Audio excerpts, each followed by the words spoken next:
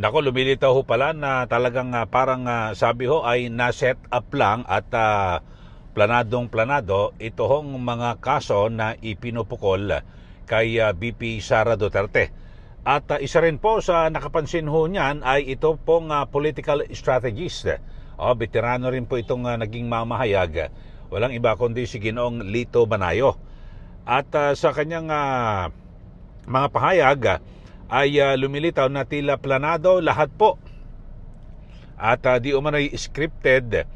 At dito ho, alam nyo ho, ito, di ko alam kung magtataka ho kayo o nagkataon lang o talagang sinadya. Alam nyo ho, yung binabanggit ho ng siyempre yung sa, alam nyo naman, yung abogado ho na nangunguna ho dito po sa articles of impeachment ng tungkol sa grave threats at yung sa betrayal of public trust laban po kay BP Sara Duterte ay ito hong si Ligutan, mga kababayan, itong si attorney Amando Virgil Discartin Ligutan. Noong una ay napapabalita na ito ho ay siya raw po ay Cebuano, pero lumitaw ho at nagkabistuhan na talagang ito pala ay taga Palo Leyte, mga kababayan. At bukod ho dyan ay kasi siya po ay taga Leyte, alam nyo naman. At biglang kumalat ho yung mga litrato nila ni party list, yung tingog party list representative Asidre, mga kababayan.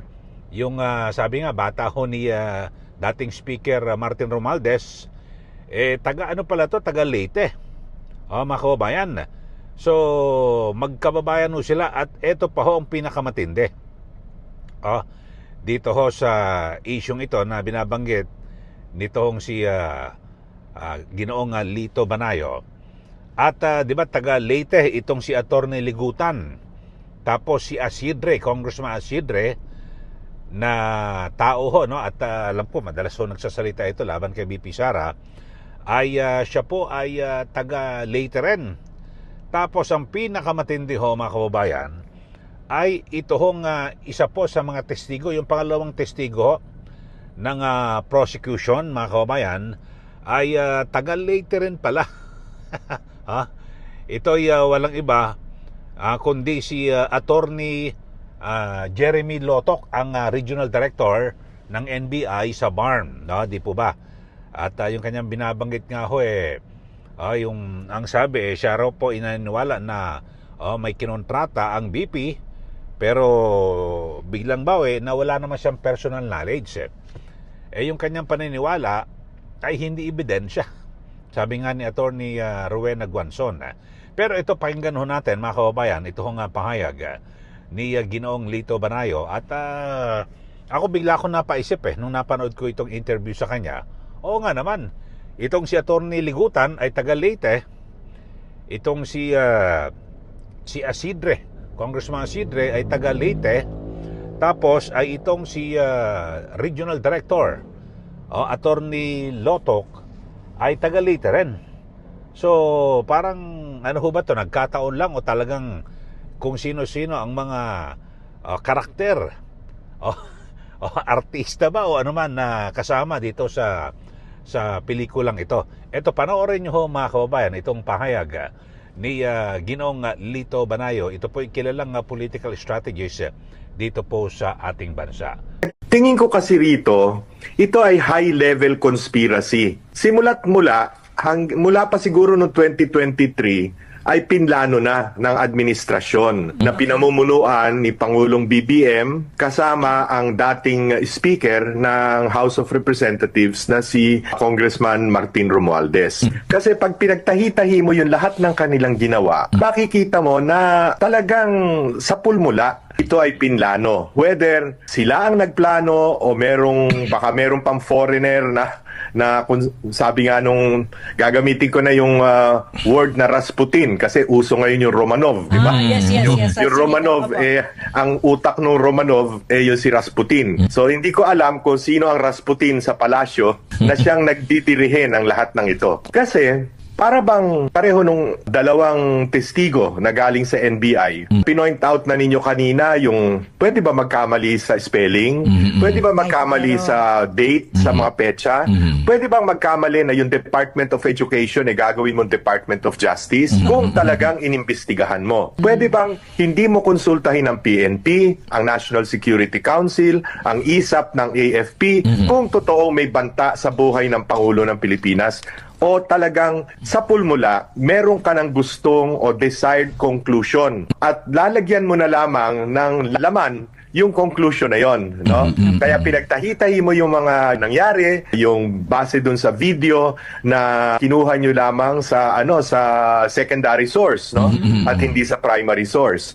Parang pinagtahi-tahi nyo ngayon to para palabasin na grave threat at inciting to the sedition yung bugso ng damdamin ni Vice President Inday Sara dahil nakita niya yung sobrang pang-aapi sa kanyang mga tauhan. And if you notice nga, pati sa Quadcom, pati si Pangulong Duterte, di ba? Kung ano-anong mga ginawa nilang disrespect sa isang dating Pangulo ng Pilipinas, no? At naglabas sila ng kung sino-sinong testigo. Sa totoo lang, wala naman sinabing talagang makapagko-conclude ng mga kasalanan na kanilang ipinipinta dito sa mag-ama. All the way, talagang planadong-planado ito, no? Dahil takot na takot sila at siguro pati ibang bansa, takot na manumbalik ang isang Duterte sa Malacanang. Tingin ko kasi rito, ito ay high-level conspiracy. Mula pa siguro noong 2023, ay pinlano na ng administrasyon na pinamumunuan ni Pangulong BBM kasama ang dating speaker ng House of Representatives na si Congressman Martin Romualdez. Kasi pag pinagtahi-tahi mo yung lahat ng kanilang ginawa, makikita mo na talagang sa pulmula ito ay pinlano. Whether sila ang nagplano o baka merong pang foreigner na kung sabi nga nung gagamitin ko na yung word na Rasputin kasi uso ngayon yung Romanov, di ba? Yes. Yung Romanov, ang utak ng Romanov yung si Rasputin. So hindi ko alam kung sino ang Rasputin sa palasyo na siyang nagdidirihin ng lahat ng ito. Kasi para bang pareho nung dalawang testigo na galing sa NBI, pinoint out na ninyo kanina yung pwede ba magkamali sa spelling? Pwede ba magkamali sa date, sa mga petsa?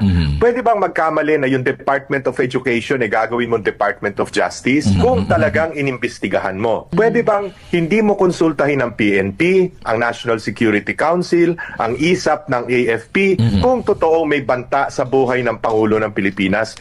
O talagang sa pulmula, meron ka ng gustong o desired conclusion at lalagyan mo na lamang ng laman yung conclusion na yon, no? Kaya pinagtahi-tahi mo yung mga nangyari, yung base dun sa video na kinuha nyo lamang sa sa secondary source, no? At hindi sa primary source. Parang pinagtahi-tahi nyo ngayon to para palabasin na grave threat at inciting to the sedition yung bugso ng damdamin ni Vice President Inday Sara dahil nakita niya yung sobrang pang-aapi sa kanyang mga tauhan. And if you notice nga, pati sa Quadcom, pati si Pangulong Duterte, di ba? Kung ano-anong mga ginawa nilang disrespect sa isang dating Pangulo ng Pilipinas, no? At naglabas sila ng kung sino-sinong testigo. Sa totoo lang, wala naman sinabing talagang makapagko-conclude ng mga kasalanan na kanilang ipinipinta dito sa mag-ama. All the way, talagang planadong-planado ito, no? Dahil takot na takot sila at siguro pati ibang bansa, takot na manumbalik ang isang Duterte sa Malacanang.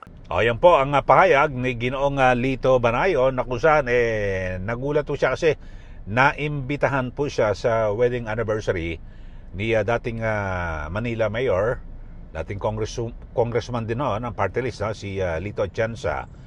Nakatabi niya yung mga pare. Yun ho, nagkakwentuhan mga kababayan na yung pala taga Leyte pala itong si congressman, no? O si Attorney Ligutan. Tapos yung yung bata ni Martin Romualdez na si Tingog Party List Representative Jude Asidre, taga Leyte rin. Kaklase ho ito. Tapos yung testigo ho ng prosecution na si Attorney Lotok ay taga Leyte rin. So puro taga Leyte ho sila, mga waray-waray, mga kababayan. So ilan naman binabag ito ni Ginoong Lito Manayo.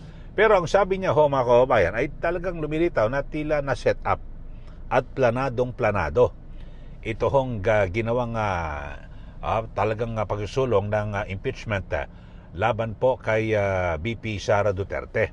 At ang sabi ho ni Ginoong Manayo, kasi noong una pa ho talaga di ba, yung kailang naudlot lang ho yun ng isang taon dahil sa idineklara ng Korte Suprema na unconstitutional ito hong impeachment na inihain noon laban po kay BP Sara Duterte.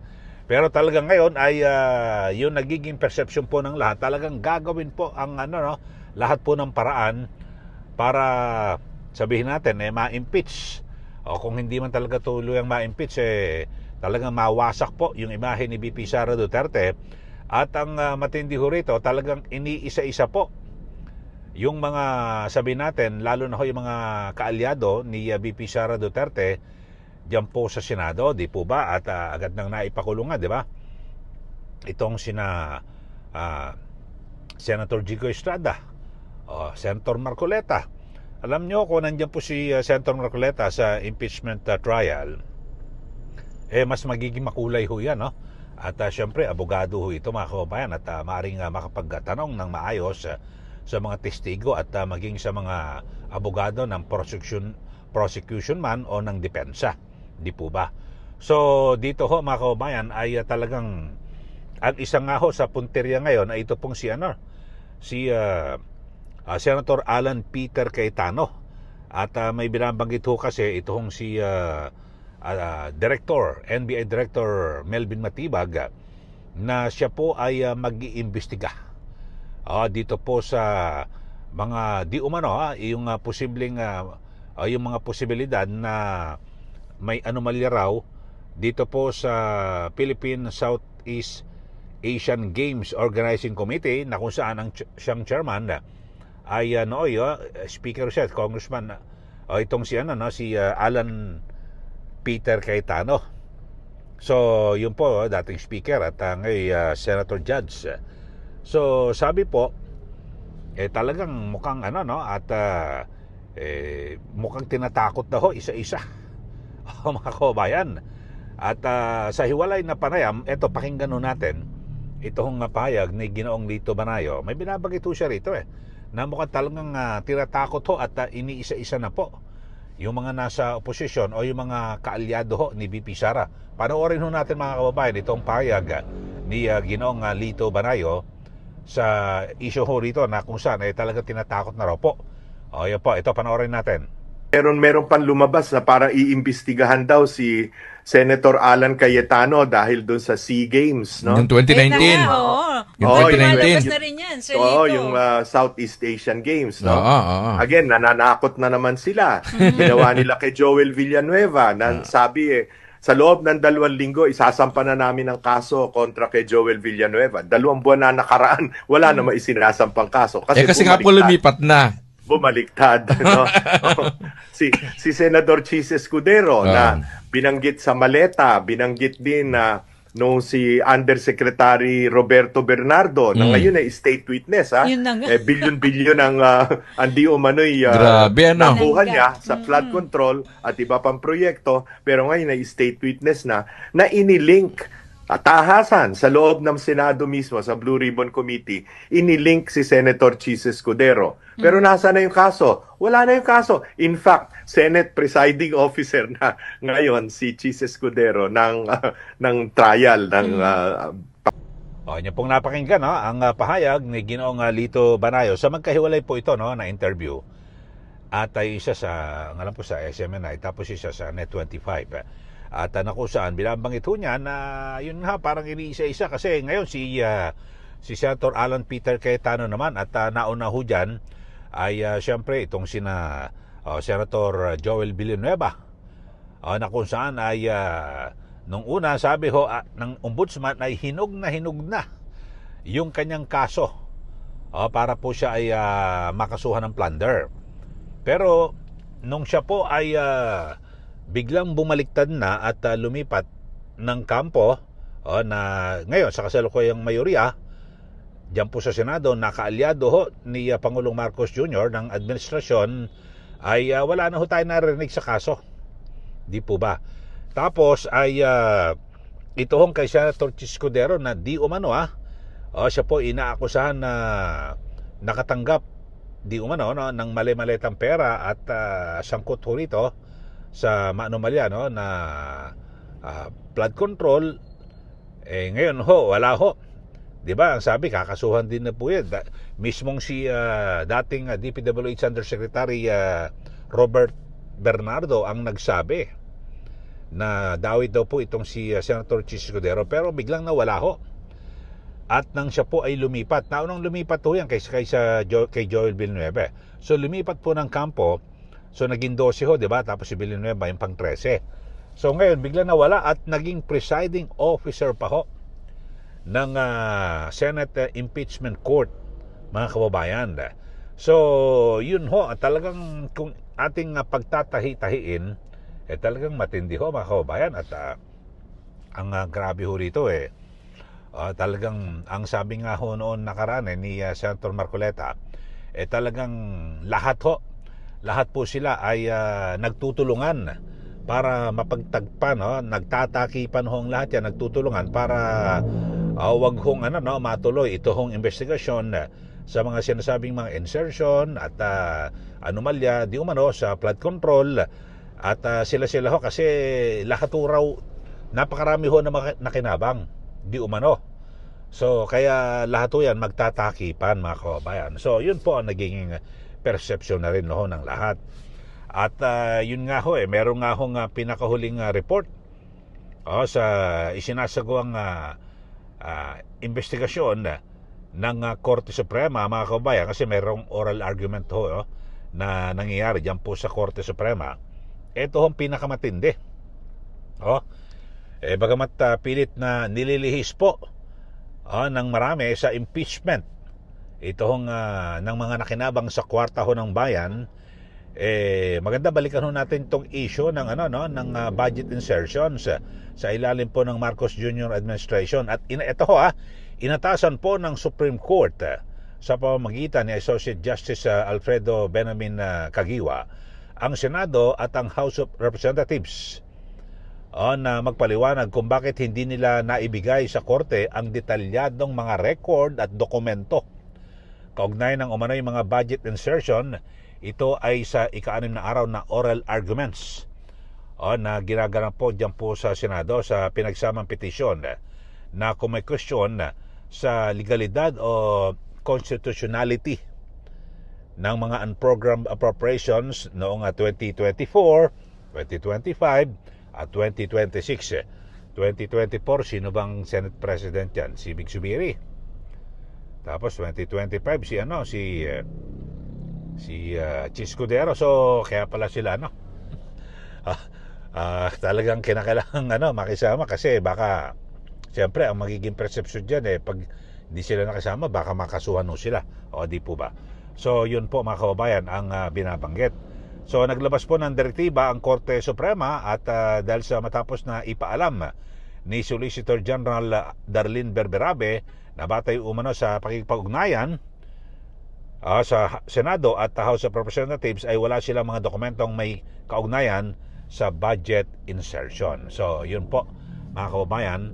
At siguro ho, mga kababayan, abangan natin kung saan nahantong ito hong sinasagawang oral arguments at kung ito po ay yung Korte Suprema ay idideklarang unconstitutional ito hong mga unprogrammed funds o budget insertion dyan po sa ating budget 2024, 2025, 2026. Alam niyo ho, yung mga unprogrammed funds na yan, yan po yung yung pinagkunan ho ng mga budget ho dito sa flood control. Na kung saan sinasabing napaka-anomalya ho, mga kababayan, at kung saan napuntang mga bulsa. Di man. Sige, magbigay na po kayo ng comment dito po sa ating channel at pinaka-pangunahing issue po natin ay ang sinasabi ay tila na set up at planado itong lahat kay yung mga kasong kinakaharap at yung paglilitis sa impeachment laban po kay BP Sara Duterte. Sige, magbigay na po kayo ng comment dito po sa ating channel at para maibigay nyo rin po yung inyong mga inyong mga hinaing at syempre inyong mga pahayag at komentaryo dito po sa mga issue na ating pinag-uusapan. Sige po, at sa mga bago lang po sa ating channel, subscribe na po kayo at huwag niyo pong kalimutan na i-like at i-share. At sundan niyo rin po yung aking Facebook account, ka Eli Saludar, yung aking page at yung aking main account, Eli Saludar. Maraming salamat. Muli ito po si Ka Eli. Magandang araw po sa ating lahat.